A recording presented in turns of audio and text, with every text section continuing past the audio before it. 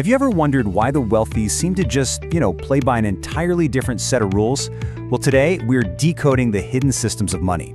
We're going to dive right into an explainer of a fascinating source called the asset architecture. And we're going to figure out exactly why the wealthy just keep winning the money game while millions of really hardworking people feel completely stuck on this endless financial treadmill.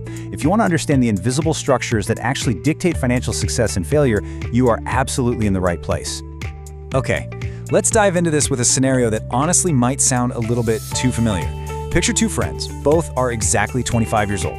They earn the exact same salary, and they live in the exact same city, facing the exact same cost of living. Now, fast forward 20 years. One of them is a millionaire, enjoying total financial freedom. And the other? Well, they're still struggling to pay basic bills month to month. So how is that even possible? I mean, did one just magically get lucky, or is there some sort of hidden system operating in the background? Well, our source material drops a massive truth bomb right from the start. The secret to this huge wealth gap actually has very little to do with how much money you make. I know, right? It sounds totally counterintuitive. We are so heavily conditioned to believe that a bigger salary automatically equals wealth. But as we're going to uncover, the answer isn't just about grinding harder at your day job. Stick with me here, because as we're going to find out at the very end of this explainer, there is a massive financial trap that completely ruined our second 25-year-old, and it's a trap almost everyone falls into without even realizing it. Now, to really understand this wealth gap, we first have to dismantle what the text calls the big lie about money. It's that super rigid, traditional formula drilled into our heads literally since childhood.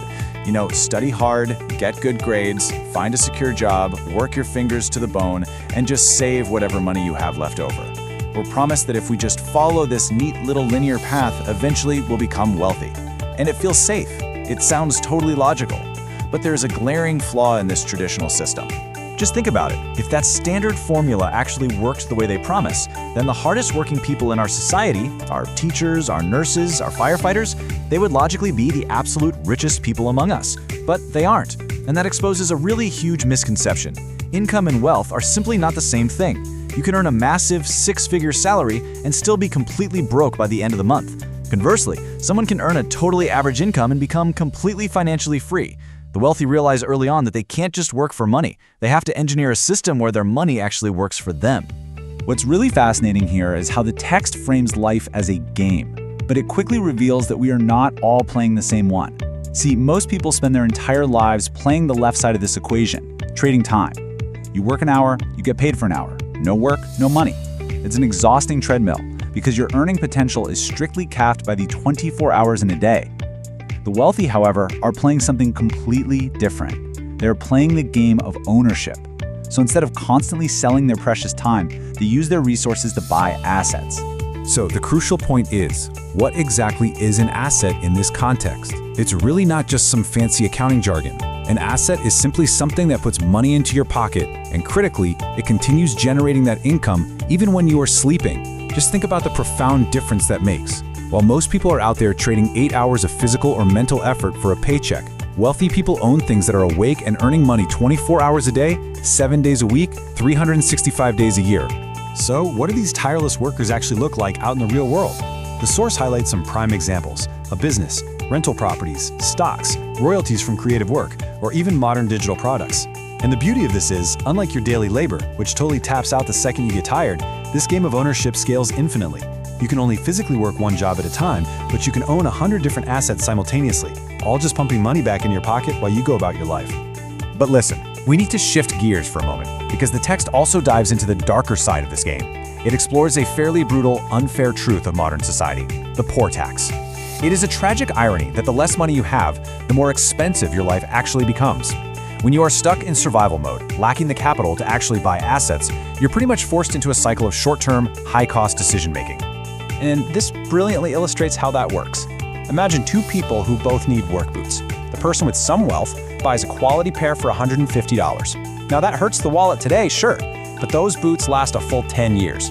So the total cost for the decade, just $150. But the person struggling financially can only afford the $20 cheap boots. The problem is, those wear out every few months. Over 10 years, they end up buying dozens of pairs, spending significantly more than $150 overall, and they're dealing with bad boots the entire time. This exact same thing happens with housing, cars, healthcare, making cycles of poverty incredibly difficult to break. So, how on earth do you break out of that cycle? Well, you leverage what Albert Einstein famously referred to as the eighth wonder of the world: compound growth. This right here is the wealthy person's ultimate tool to escape survival mode.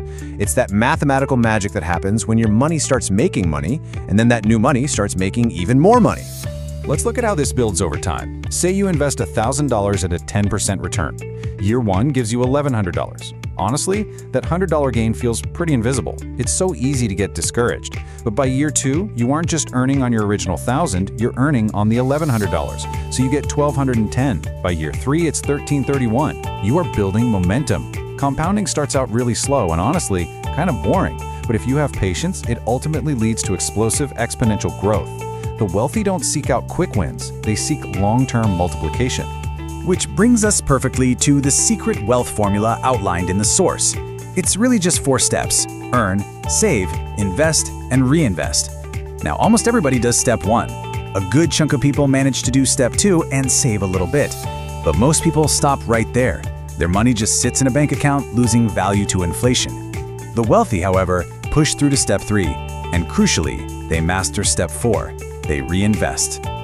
The text uses a fantastic, super relatable metaphor to picture this reinvestment phase.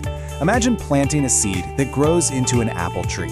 When that tree finally produces fruit, the absolute biggest mistake you can make is to eat every single apple. And yet, that's what most people do with their investment returns. They just spend them. But the wealthy, they take those apples, extract the seeds, and plant them. Suddenly, they have an orchard. They repeat the process until they literally own an entire forest. You have to build a forest of assets that continually buy more assets for you. All right, now let's close the loop on that mystery from the very beginning of our explainer. Remember our 2 25-year-olds? Well, here is the ultimate financial trap that kept the second one broke despite having 20 solid years to build wealth: lifestyle inflation. You see, as their income rose from promotions and raises over the years, their expenses rose identically. They got a raise, so they bought a bigger car. A year-end bonus meant a larger house or expensive designer clothes. If your expenses just rise in lockstep with your income, you will never build wealth. You are literally just running faster on the exact same treadmill. The solution is to ruthlessly control your lifestyle. The wealthy do not immediately increase their spending when they earn more. They increase their investing.